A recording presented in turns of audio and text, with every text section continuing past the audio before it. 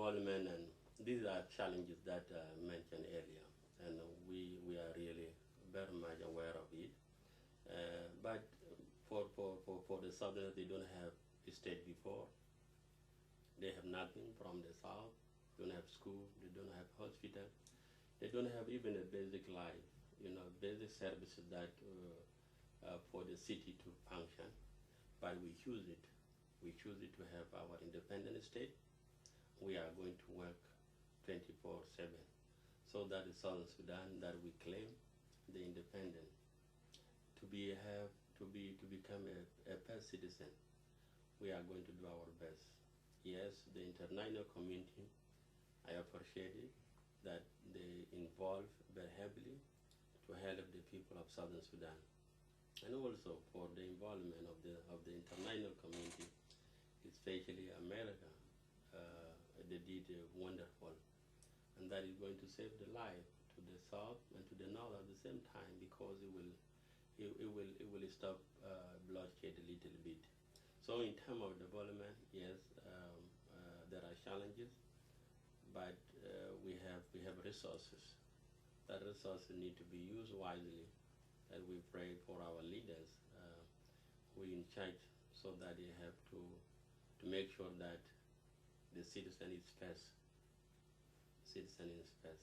There will be no room for the self-interest. So the development will come because we have nothing before, and that it will be good for us to study it and to build a new nation like the other nation, because we have resources. Yes.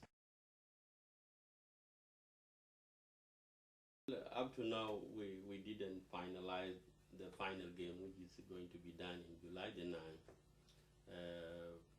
And that the third-base agreement that has been conducted through the CPA have to be reviewed, because especially there will be no more power sharing, because already we break out, and the wireless sharing, it is something that the leaders and the people of the decision makers can see it, how the 50% wireless sharing will remain in the north, and also under what circumstance, what the condition need to be done.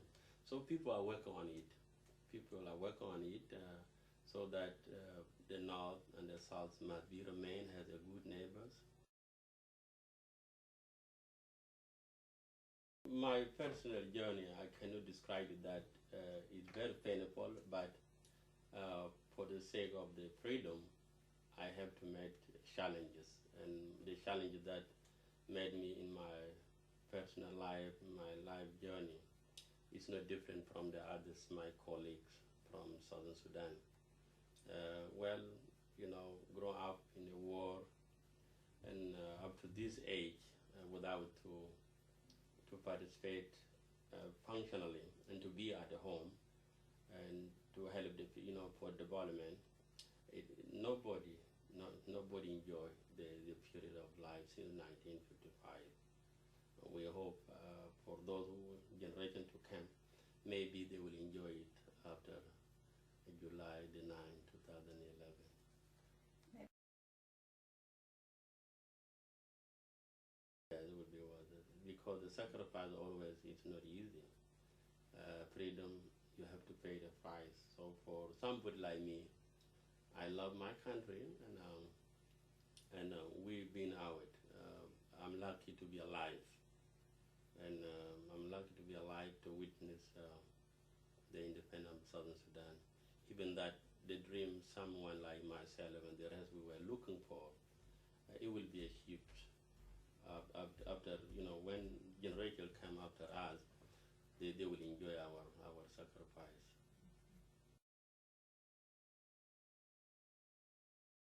As long as I am someone who is in the SPLM leadership, so I have to make sure the message of the new state must come across to ever and each community member to understand, to be prepared, whether for a business plan, they can go back and help.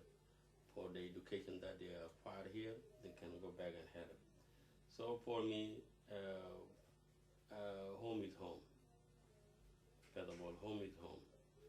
and there is nothing going to cut me off without to go back. If there is a call back home that the people live in diaspora, they have to come to contribute, I am one of them. Even that I am totally here too. I have family. Well, the family, they know where they come from. And so for us, people in diaspora, they feel that they have a true home, especially some people, they established. They've been there in that country school, they're born children from that country. And even many of us make a citizenship. So there is a hope when to go, when there is a call. Go and help, while also you will be still coming back to the second home too.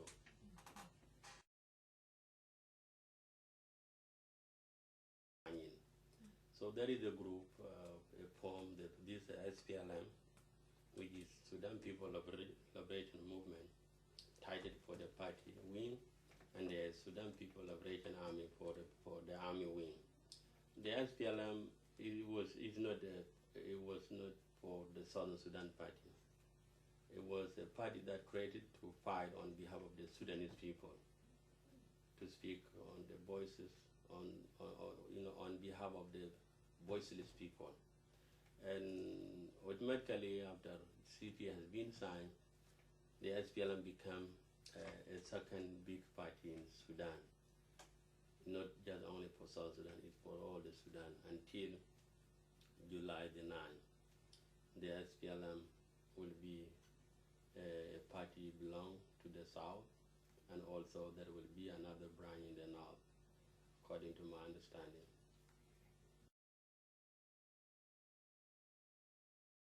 Yes, right now in the South, the SPLM is a governing party along the other parties. And as you know very much, any party can play the role of any country like here in the United States, Democratic and Republican. So up to this time, because the SPLM may have a lot of the members, majority of the Southern Sudanese, they belong to the SPLM. It will be depend for the party's leadership style that to keep this membership, so that the membership, the party grow, that it will be create the more chances and understanding as long the country becomes stabilized. And also in the north there will be the SPLM, because now there are northern sector and the southern sector. So later on, when after July is going to be split, the member from the SPLM who belong to the north, they will be still keeping the same their party, which is also is good.